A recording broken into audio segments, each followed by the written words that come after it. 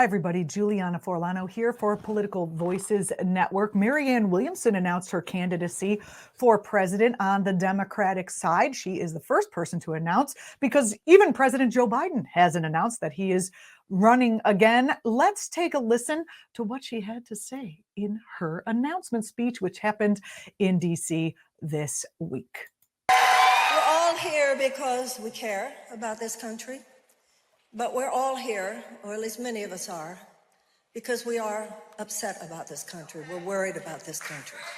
We're concerned about this country. And we know that this country is plagued by many challenges now, not the least of which is hatred and division, which is greater than any of us have experienced in our national life.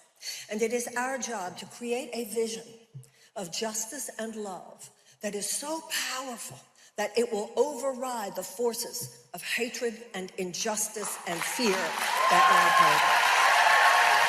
lie. I'm not naive about the forces which have no intention of allowing anyone into this conversation who does not align with their predetermined agenda.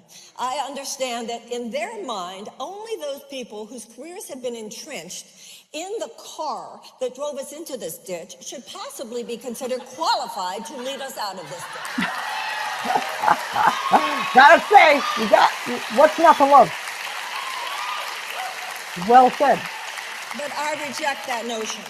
And those pseudo-sophisticates who give us their PR about how they're the adults, you see, and people like myself and people like most of you should really sit down now. They would have us think this whole thing is just too complicated. No, ladies and gentlemen, the problem is not that it's complicated. The problem is that it is corrupt.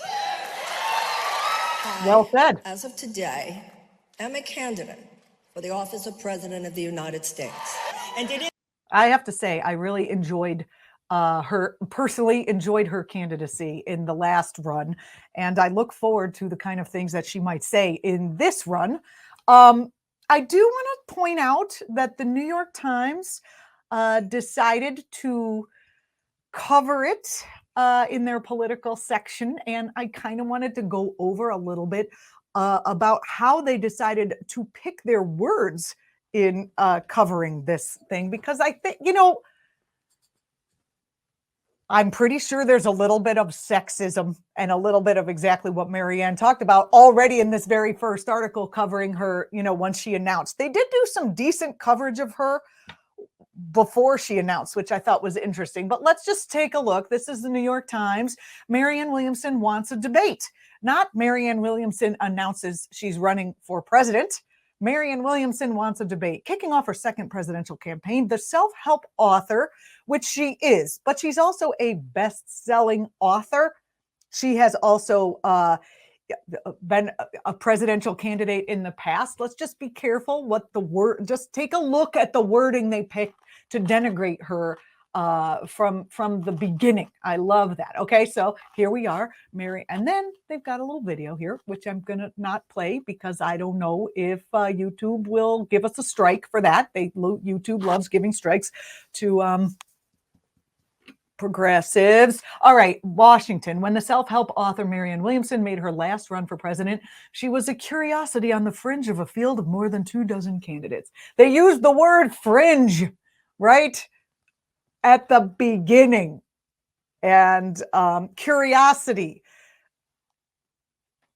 Is that accurate? She was a candidate, an unlikely candidate, maybe an unusual candidate.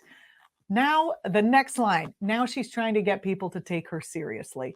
Did they report that about Nikki Haley? Nikki Haley, the first person to announce that she's running on the Republican side. Did they say now she's trying to get people to take her seriously because she is the first one that came out in that field? This is just, who doesn't take her seriously, to be quite honest with you? I guess a lot of people. But it's very, having been a woman in this world for however long, this idea of take women seriously, it's grating to me. Maybe she's unlikely to win given the current political climate, but Donald Trump won. Did anyone ever cover him like oh, we're trying to take this man who is a possibly failed business person, who is certainly a charlatan, who has taken advantage of thousands of people, and who is like a TV boss trying to get us to take him seriously. Was never a line uttered about him. And I think that that is quite sexist. Since, back to the New York Times here, since ending her 2020 campaign weeks before the first votes were cast, Miss Williamson, a one-time spiritual guru to Oprah Winfrey and others, a one-time spiritual guru. That is just, I'm sorry, but the United States is becoming a more and more secular nation with people not belonging to organized religions and yet still seeking a deep need, they still have a deep spiritual hunger. And they have found people like Marianne, who, although she is not, say, a Protestant minister or a Catholic priest, which of course she can't be because they don't like the girls are the nuns, apparently. And that's it. You can do your nun thing over there, but you're not going to lead. Where was I? I got distracted on an anti-Catholic rant. Anyway, because she's not, like Raphael Warnock, he was a pastor, right? So he gets taken seriously, but because she is a spiritual leader for hundreds of thousands of people, probably more, without the blessing of some sort of patriarchal system that would never actually forward someone like her, that she gets called, a spiritual guru, which is obviously a slam. Anywho, whatever you think of her candidacy, I just wanted to point out that the coverage is denigrating. Okay. There are people running for the Republican nomination that I have never heard of. They're dudes. And no one is saying now she's trying to get people to take her seriously.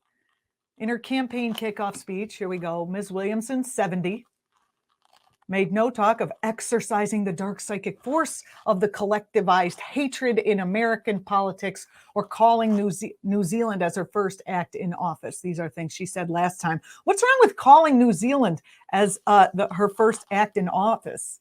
They had a female prime minister for a really long time who was very progressive, who had the best COVID outcomes of the entire world, where New Zealand is the happiest place. People are the happiest who live in New Zealand of anywhere else on the world. I think a call to those people would be all right.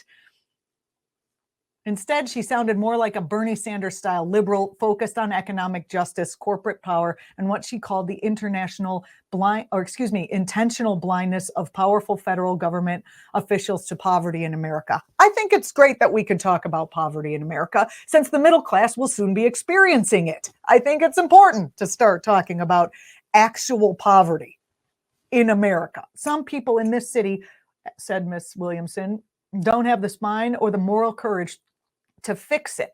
Ladies and gentlemen, let me in there. I think that's really interesting. I'm not going to go through this whole article for the way that it is written, but as a professor of journalism, which I/am/was,